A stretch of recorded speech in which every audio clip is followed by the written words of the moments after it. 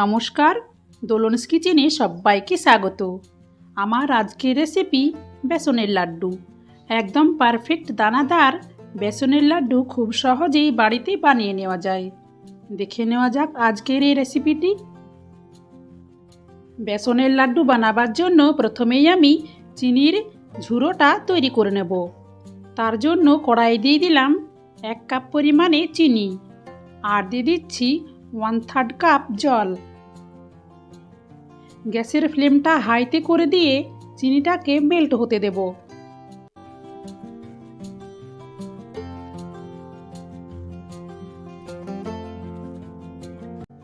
প্রথমে চিনিটাকে গলিয়ে তারপর চিনিটাকে পুরো শুকিয়ে ঝরঝরে করে নিতে হবে।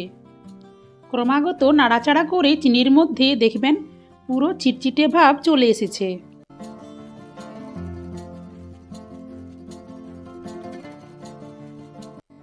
দেখুন এই স্টেজে আমি গ্যাসের ফ্লেমটাকে অফ করে দেব। তারপর চিনির মধ্যে আমি দিয়ে দিচ্ছি 1 চা চামচ পরিমাণে ঘি। ঘিটা দিয়ে ক্রমাগত নাড়াচাড়া করে পুরো শুকিয়ে নিতে হবে। আমি গ্যাসের ফ্লেমটাকে অফ করে দিয়েছি। যদি বেশি জাল দেওয়া হয় তাহলে চিনিটা ক্যারামেল তৈরি হয়ে যাবে।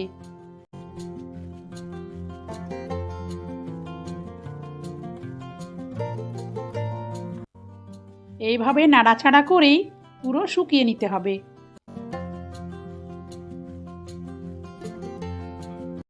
দেখুন একদম পারফেক্ট ঝুরঝুরো চিনি তাগাড় বা বুড়া যেটাই বলেন না কেন তৈরি হয়ে গেছে।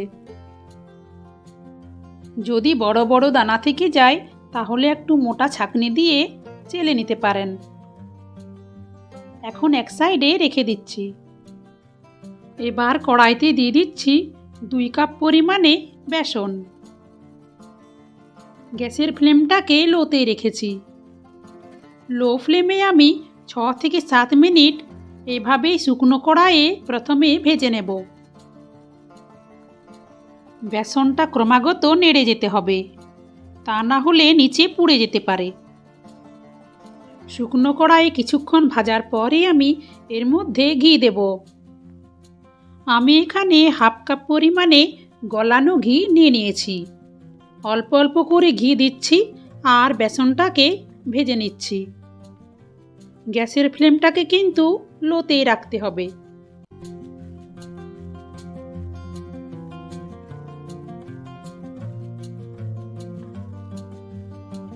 আবারও আমি ঘি দিয়ে ভালোভাবে ভেজে নিচ্ছি।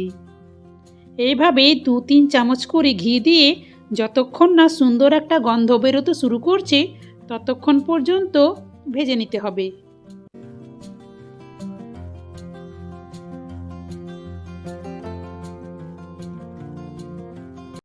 বেসন যদি ভালোভাবে ভাজা না হয় তাহলে বেসনের লাড্ডু পারফেক্ট হবে না।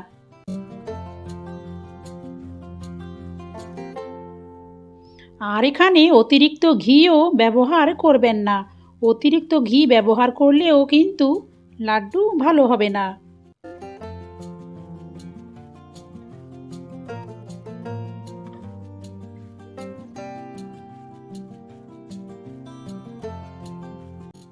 হাফ কাপ ঘি দিয়ে কিন্তু আমার খুব ভালোভাবে বেসনটা ভাজা হয়ে গেছে।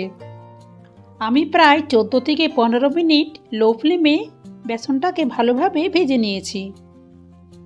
এবার গ্যাসের ফ্লেমটাকে অফ করে দিয়ে একটা থালার মধ্যে ঢেলে নেব। আর কিছুক্ষণ ঠান্ডা হয়ে যাওয়ার পর চিনির গুঁড়াটা মিশিয়ে নেব। এখানে আমি 1 কাপ পরিমাণে চিনির গুঁড়া নিয়ে নিয়েছি। প্রথমে আমি অর্ধেকটা পরিমাণে দিয়ে দিলাম আর খুব ভালোভাবে মিশিয়ে নেব। এখানে আমি 1 কাপের থেকে একটু কম চিনির তাগাড় মিশিয়ে নিলাম। আপনারা এখানে এলাচের গুঁড়ো দিয়ে দিতে পারেন। এবার আমি খুব ভালোভাবে মিশিয়ে নিচ্ছি। মেশানোর পর এবার আমি লাড্ডুগুলো পাকিয়ে নেব। তাগাড় বা বুড়া মেশানোর সময় বেসনের মিশ্রণটা যেন খুব বেশি গরম না থাকে, হালকা গরম অবস্থাতেই মিশিয়ে নিতে হবে। বেশি গরম থাকলে চিনিগুলো গলতে শুরু করবে। দেখুন আমার সব লাড্ডুগুলো পাকানো হয়ে গেছে।